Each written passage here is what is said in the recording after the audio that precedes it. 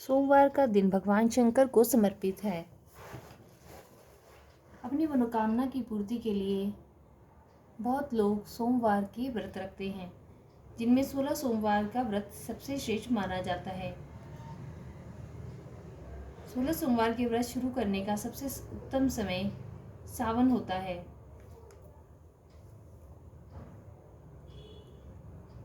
भगवान शिव की आराधना करने के लिए हमें 16 सोमवार के व्रत की कथा सुननी चाहिए। सोमवार व्रत कथा विधि।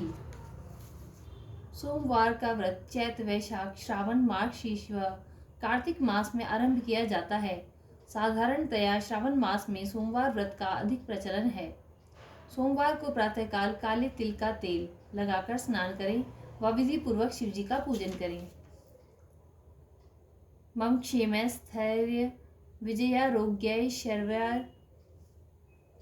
वृद्ध्यर्थम सोमव्रतम करिष्यते से संकल्प करके शिव पूजन करें। ओम नमो दशभुजाय त्रिनेत्राय पंचवदनाय शूलिने श्वेत विषभारुवड़ाय सर्वोभरण भूषिताय उद्मेहार्धस्थाय नमस्तुते सर्वभूतये। उपरोक्त ध्यान कर दिन के तीसरे पहर तक व्रत करें व एक समय भोजन करें। इसके प्रभाव से सभी प्रकार के सुखों की प्राप्ति होती है। सोमवार का व्रत व कथा पूजन। चैत्र मास में गंगा जल से सोमनाथ स्नान कराने के समान, वैशाख में कन्यादान के समान, ज्येष्ठ में पुष्कर स्नान व गोदान के समान, भाद्रपद में यज्ञों व सवत्स गोदान के समान, श्रावण में अश्वमेध यज्ञ के समान, कार्तिक में वेद ज्ञाता ब्राह्मणों को 4 घोड़े जुते रथ देने के बराबर माना गया है। फागुन के ग्रहण के समय गोदान समान का फल प्रदान करता है। सोमवार के व्रत 3 प्रकार के हैं। साधारणतया प्रति सोमवार, 16 सोमवार और सौम्य प्रदोष। शिव पूजन के पश्चात कथा सुननी चाहिए, इससे भगवान शंकर शीघ्र प्रसन्न होते हैं। ओम नमः शिवाय। 16 सोमवार व्रत कथा।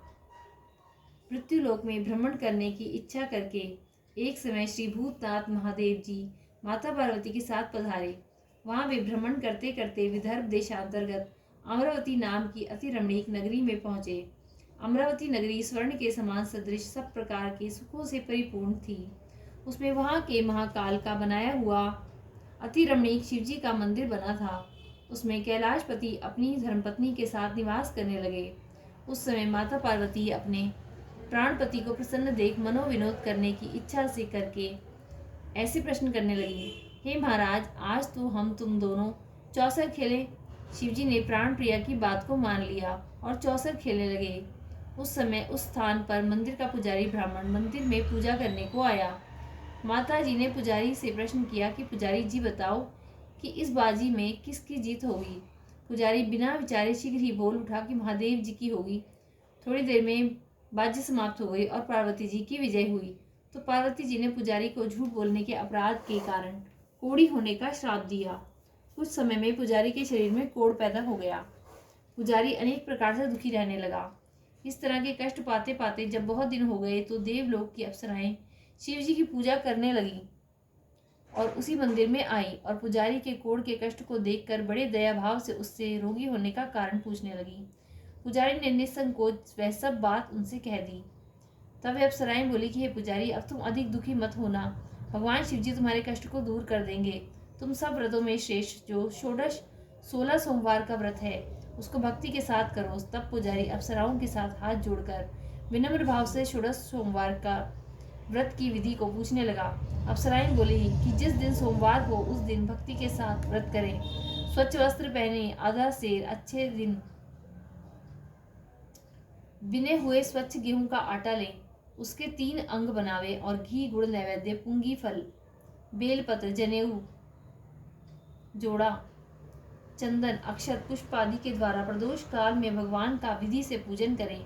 तत्पश्चात उन अंगाओं में से एक शिवजी को अर्पण करें, बाकी 2 को शिवजी की प्रसादी समझकर उपस्थित जनों में बांट दें और आप भी प्रसाद पावे। इस विधि से 16 सोमवार व्रत करें। तत्पश्चात 17वें सोमवार के दिन पाव से पवित्र गेहूं के आटे की बाटी बनावे, उसमें तदनुसार घी और गुड़ मिलाकर चूरमा बनावे और शिवजी का भोग लगाकर उपस्थित भक्तों में बांटे। पीछे आप सकुटुम्ब प्रसाद लेवें, तो भगवान की कृपा से उसका मनोरथ पूर्ण हो जावे। ऐसा कहकर अप्सराएं स्वर्ग को चली गईं। ब्राह्मण ने यथाविधि षोडश सोमवार व्रत किया। भगवान शिवजी की कृपा से रोग मुक्त होकर आनंद से रहने लगा। कुछ दिन बाद जब फिर शिवजी और पार्वती जी उस मंदिर में पधारे, तब पुजारी को निरोग देखकर पार्वती ने पुजारी से रोग मुक्ति का कारण पूछा, तो पुजारी ने 16 सोमवार का व्रत की कथा कह सुनाई। तब तो पार्वती जी ने अति प्रसन्न हो ब्राह्मण से व्रत की विधि पूछकर व्रत करने को तैयार हुई, जिसके कारण उनके रूठे हुए पुत्र कार्तिकेय स्वयं माता के आज्ञाकारी हुए। कार्तिकेय को अपने यह विचार परिवर्तन का रहस्य जानने की इच्छा हुई और माता से बोले कि हे माता जी, आपने ऐसा कौन सा उपाय किया जिससे मेरा मन आपकी ओर आकर्षित हुआ। तब पार्वती जी ने वही 16 सोमवार व्रत कथा उनको कह सुनाई। तब वे बोले कि इस व्रत को मैं भी करूँगा, क्योंकि मेरा प्रिय मित्र ब्राह्मण बहुत दुखी है, दिल से परदेश गया है, हमें उससे मिलने की बहुत इच्छा है। तब कार्तिकेय जी ने इस व्रत को किया और उनका प्रिय मित्र मिल गया। मित्र ने इस आकस्मिक मिलने का भेद कार्तिकेय जी से पूछा, तो वे बोले कि हे मित्र, हमने तुमसे मिलने की इच्छा करके 16 सोमवार का व्रत किया था। अब तो ब्राह्मण मित्र को भी भली अपने विवाह की बड़ी इच्छा हुई। कार्तिकेय जी से व्रत की विधि पूछी और यथाविधि व्रत किया। व्रत के प्रभाव से जब वह किसी कार्यवश विदेश गया, तो वहां के राजा की लड़की का स्वयंवर था। राजा ने प्रण किया था कि जिस राजकुमार के गले में सब प्रकार से श्रृंगार हसीनी माला डालेगी, मैं उसी के साथ अपनी प्यारी पुत्री का विवाह कर दूंगा।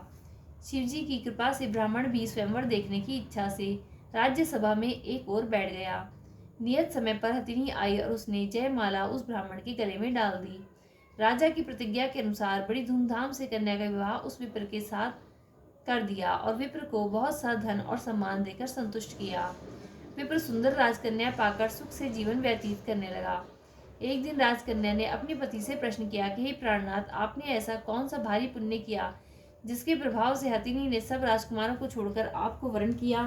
ब्राह्मण बोला कि हे प्राण प्रिय, मैंने अपने मित्र कार्तिकेय जी के कथनानुसार 16 सोमवार का व्रत किया, जिसके प्रभाव से मुझे तुम जैसी स्वरूपवान लक्ष्मी प्राप्त हुई। व्रत की महिमा को सुनकर राजकन्या को बड़ा आश्चर्य हुआ और वह पुत्र की कामना करके व्रत करने लगी। शिवजी की दया से उसके गर्भ में एक विद्वान पुत्र उत्पन्न हुआ। माता पिता दोनों उस पुत्र को पाकर बहुत प्रसन्न हुए और उसका पालन भली प्रकार करने लगे। जब पुत्र समझदार हुआ तो एक दिन अपनी माता से प्रश्न किया कि हे माता, तुमने कौन सा तप किया है जो मेरे जैसे पुत्र को सम्मुख प्रकट किया। पुत्र ने ऐसे सरल व्रत को और सब तरह के मनोरथों को पूर्ण करने वाला व्रत सुना, तो वह भी इस व्रत को राज्याधिकार पाने की इच्छा से करने लगा और हर सोमवार को यथाविधि व्रत करने लगा। उसी समय एक देश के वृद्ध राजा ने देवलोक जाने पर यही ब्राह्मण बालक को गद्दी पर बैठाया गया, क्योंकि दिवंगत भूप के कोई पुत्र नहीं था। राज्य का अधिकारी होकर भी वह ब्राह्मण पुत्र अपने 16 सोमवार व्रत को करता रहा। जब 17वां सोमवार आया तो विप्र पुत्र ने अपनी प्रेतमा से सब पूजन सामग्री लेकर शिवालय में चलने के लिए कहा, परंतु राजकन्या ने दास दासियों द्वारा सब सामग्रियां शिवालय में भिजवा दी और आप नहीं गई।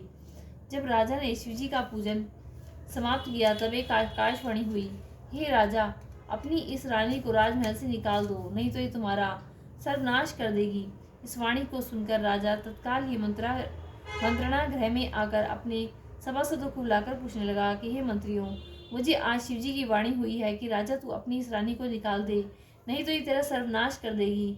मंत्री आदि सब विस्मय में और दुख में डूब गए, क्योंकि जिस कन्या के कारण राज्य मिला है, राजा उसी को निकालने का जाल रचता है। यह कैसे हो सकेगा। अंत में राजा ने उसे अपने यहाँ से निकाल दिया।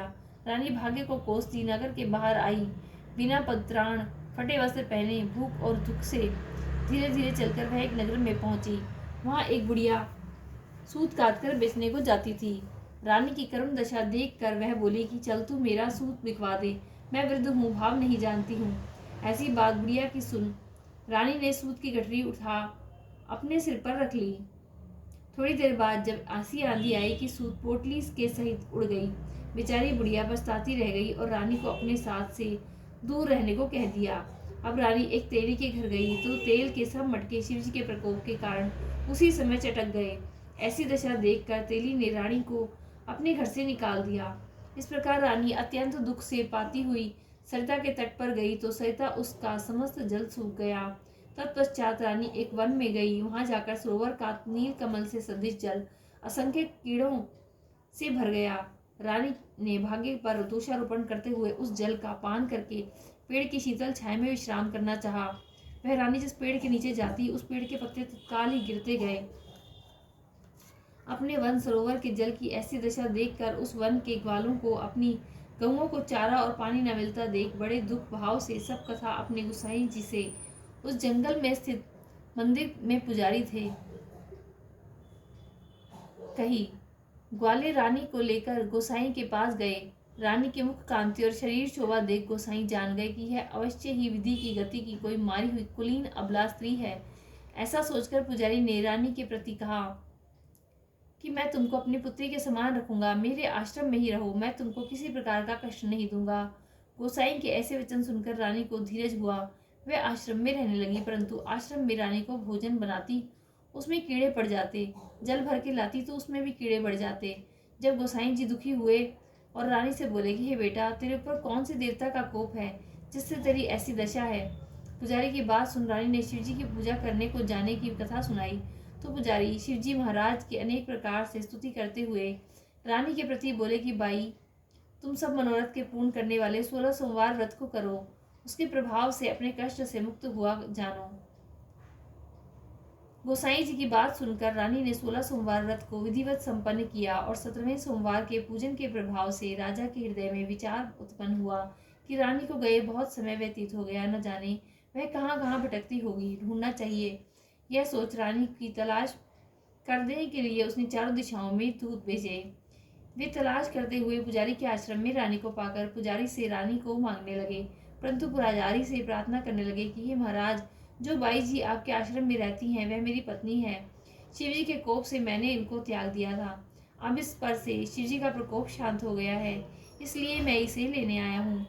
आप इसे मेरे साथ जाने की आज्ञा दें। गोसाई जी की आज्ञा पाकर रानी राजा के साथ महल में गई।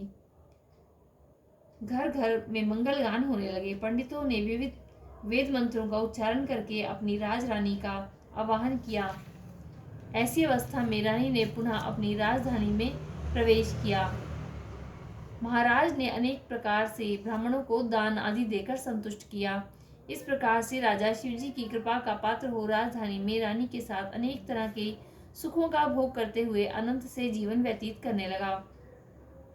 ऐसे ही जो मनुष्य भक्ति से 16 सोमवार का व्रत इत्यादि करता है, वह इस लोक के सभी सुख भोग कर शिवपुरी को प्राप्त होता है।